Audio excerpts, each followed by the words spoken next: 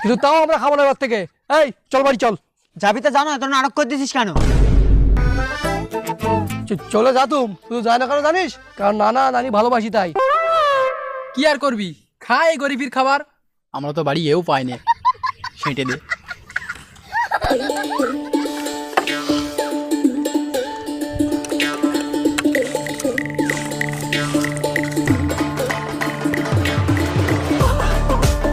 দেখেছিস কিরম নির্লজ্জের মতন খাচ্ছে? আমরা যেখানে তখন থেকে বসে রয়েছি, একবারও দেখেও দেখে না। শোন, একবার যদি খাতি ডেকেছে, রাক্ষসের মতন সব খেয়ে নিবি।